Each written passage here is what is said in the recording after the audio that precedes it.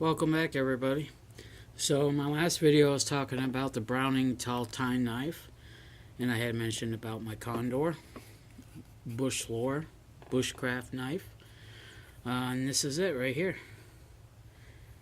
As you can tell, I've got quite the scuff marks on this leather sheath. It's like I said, it's like a Timex. It takes a beating and takes a licking and it keeps on ticking. On the wood scales on this knife, I have sanded them down, a light sanding, and this is carbon steel, full tang, brass pins, brass lanyard,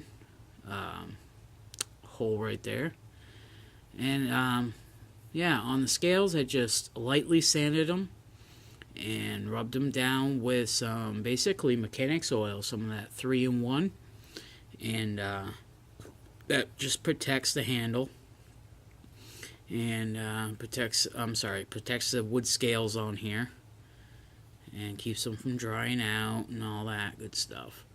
And I also wipe my knife down with the 3-in-1 mechanics oil. It actually does a great job in keeping it from rusting. As you can tell, past month and a half or so, I've used it for batoning and carvings and all types of wood tasks. And I actually got to clean her up and get a lot of this gunk off of it. And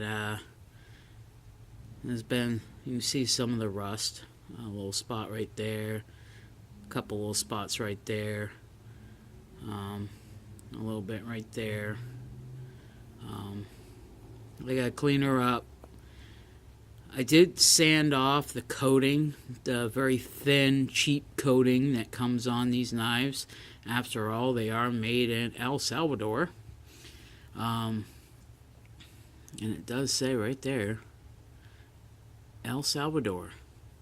So, they are definitely not a USA made knife. I don't think any of the Condor knives or axes or hatchets are actually made in the US. I have actually put this across my sharpening stone, and if I can get to it, oh yes I can. This is what I use.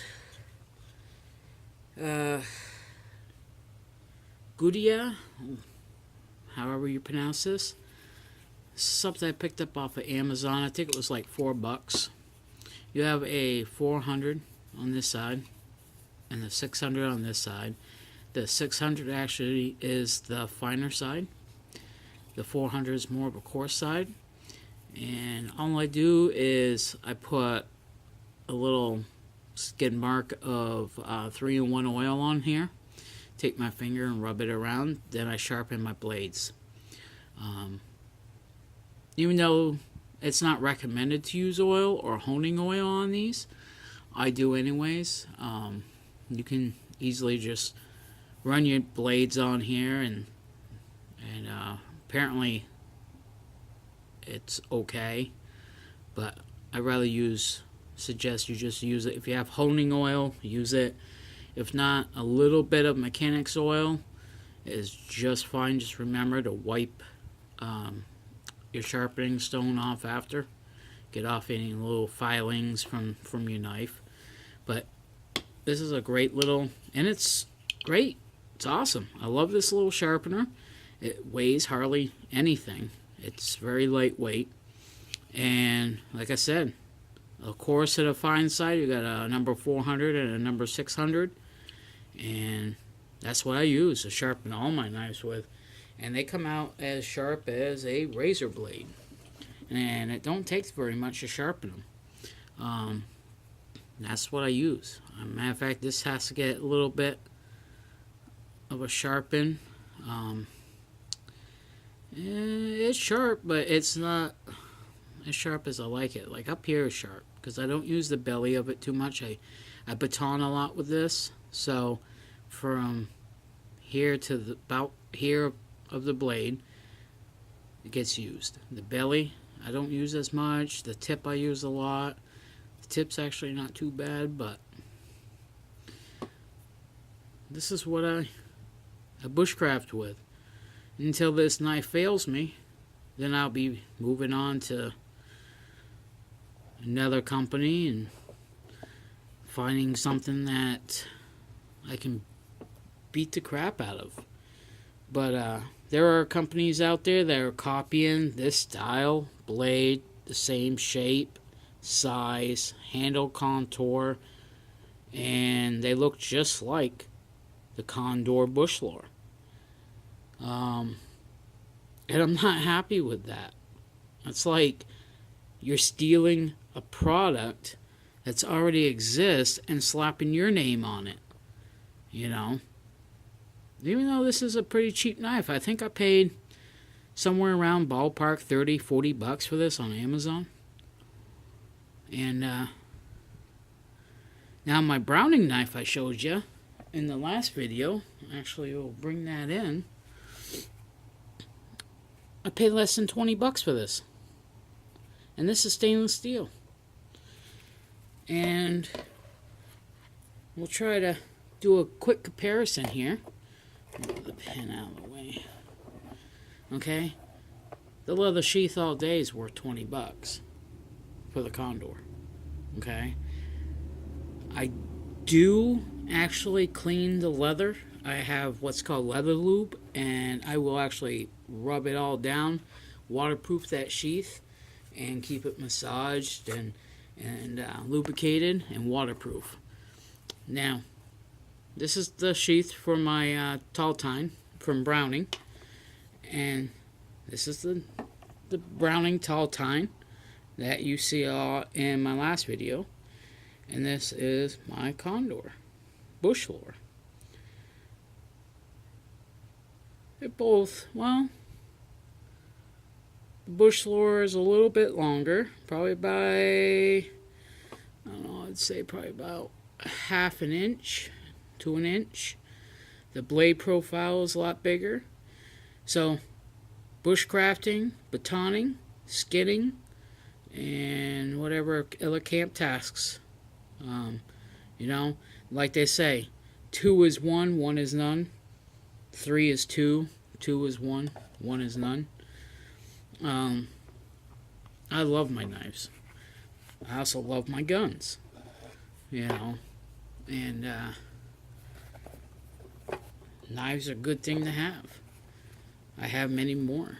I might just do a knife layout showing you my top favorites. And, you know, I also have, which I haven't really used much, I have the Mora MG carbon steel, and people think, oh, MG stands for military grade. No, it's the color, military green. This is carbon steel. Right here, you can just kind of see that. I'll try to get this in camera. You can see it says carbon. As we all know, Mora blades do not come with any 90-degree spine. They make a couple of knives, like I think it's the Bushcrafter Black, I think. They make like 1 or 2 knives that come with a 90-degree spine, but it'd be very nice if every Mora knife had a 90-degree spine. These are designed to be a bushcraft blade, a budget bushcraft blade. Okay? You could beat the living shit out of these things and be fine. You could baton small pieces of wood, do a lot of camp tasks with them, and be fine with them. But I just haven't used this one much. You can get these on Amazon for like around $16. Less than 20. They have other knives that they make that are more expensive, upwards of like $100. There are a couple other ones I'm looking at to purchase. that are Moras. I want to get the Forester and give that a whirl. And I believe there was another one. I'm not sure of the exact name, but it's like a 53. It's under $60. Yeah. So far, these are my 3 of my most favorites right now. Until I find something to replace this Condor that's about the same weight, same size, all the sheath, all that good stuff. But these are my top 3 fixed blades for right now. If I had to pick one for absolute survival, I don't know. It'd be a toss-up between the Browning and the Condor. Just because... Sorry about that. That was my speaker. They both have a 90-degree spine, carbon, stainless steel. It's going to rust, not going to rust. Doesn't have a 90-degree spine, but you can add it in if you have a grinding wheel or a file. And it's carbon steel blade. Full tang, rat tail. So I probably would push away from that one. Haven't batoned with this. A little worry it's not a bushcraft blade. Neither really is this, but people have batoned with them and they've held up. But I'm worried about the steel. It's stainless steel. I have no information on the hardness of the stainless steel besides surgical stainless steel. So it probably wouldn't hold up to batoning. This has. I've batoned 4-inch round pieces of hard maple, so and it split the wood pretty good. But even that, you know, if I had to really choose in a survival, I'd probably just take my Browning. It is lighter. It is gonna skin. It does have a sharp 90-degree spine, so I would obviously have my ferro rod with me, and I would do fine with this. I know many people will be like, "Oh, well, you should take your Condor. It's carbon steel, blah blah blah." Listen, for those that are gonna argue about it, until you get out there and you start playing with knives and experimenting yourself, then maybe you'll understand where I'm coming from. But I would definitely pick the Browning. But so now we're talking about knives. Now, if you stay tuned, we'll be right back with a cook pot that I've put through many uses, and we'll talk about that. Stay tuned.